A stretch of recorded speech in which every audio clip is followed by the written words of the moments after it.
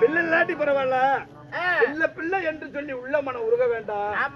உள்ள மனம் உருகுனா உடம்புக்கு கேடு வரும். வேண்டாம், எனக்கு குழந்தை தேவைதாங்க. குழந்தை அவசியமா வேணும். வேணுங்க, இல்லன்னா உலகத்துல எல்லாரும் பரணின்னு தான் கூப்பிடுறாங்க. அதனால உனக்கு சித்தன பிள்ளைய சொல்லு, இந்த பிள்ளைலாம் எனக்கு வேண்டாம், எனக்கு சொந்த பிள்ளை தான் வேணும்னு சொல்றல. அப்படி சொந்த பிள்ளை உனக்கு பிறந்தா அது உனக்கு என்ன செய்யும்? ஆனா என் சொந்த மகனா இருந்தா ஒருவேளை மூசி ஏதாவது தடுமாறி நான் செத்துட்டா என் மகன் என்ன செய்வான்னு தெரியுமா? என்னடி செய்வான் சாமி?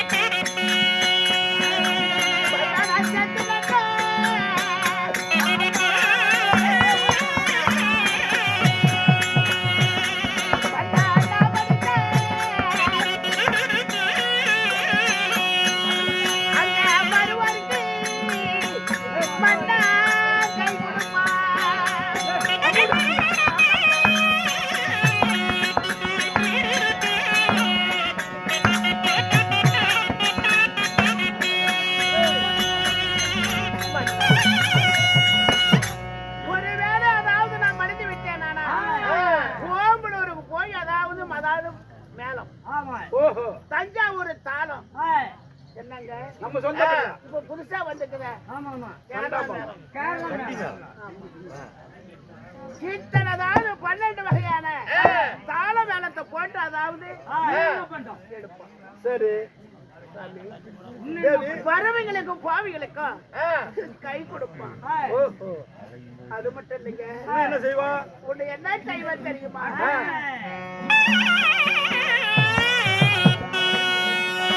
அண்ணாங்க பால மழை பொங்க வெட்டி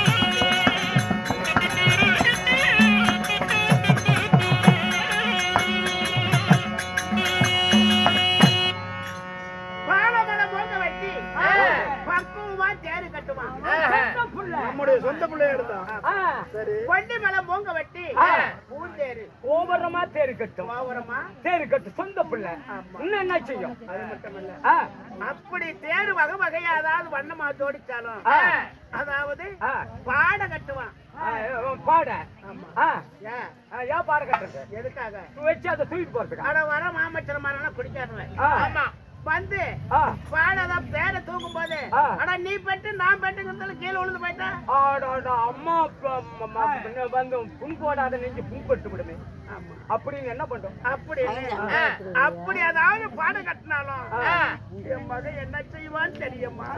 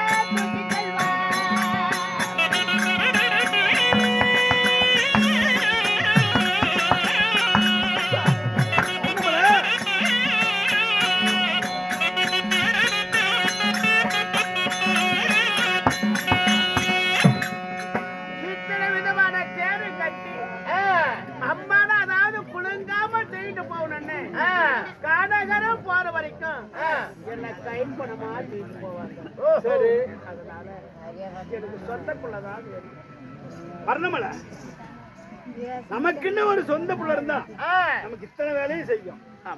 அதனாலதான் ஒவ்வொரு சொந்த பிள்ளை கேக்குறது. நாளைக்கு படுத்துக்கிட்ட ஆமா எல்லா வேலையும் அவன் தாங்க செய்வான். நம்ம சொந்த பிள்ளை இருந்தா செய்யும், அடுத்த பிள்ளை செய்யாதுங்க. அதனாலதான் சொந்த பிள்ளை கேக்குறியா? ஏதோ சத்தம் கேக்குது. கதை உள்ள ரெடியாவலையே பாணி பாணி இல்லைன்னா நான் கதை போட்டு சரி போயிட்டு நாவாடி நாவாடிக்கிட்டியா நாவாடி விட்டு போங்க. அதாவது வர்ணமலை குழந்தை வரத்துக்கு போலன்னு சொல்லி புருஷன் சொல்ல புருஷன் இத்தனை முறையும் எடுத்து வைத்து எனக்கு சொந்த பிள்ளை தான் வேணுங்கும் போது அதே நேரத்துல வண்ணாத்தி வழியாக வருவதை காண்க. அண்ணே ஓ பெருமையாங்க வா வர்ணமலை மாத்திட்டு போறான். ஏன் கேட்டா உண்மை என்ன தெரியும் எப்படி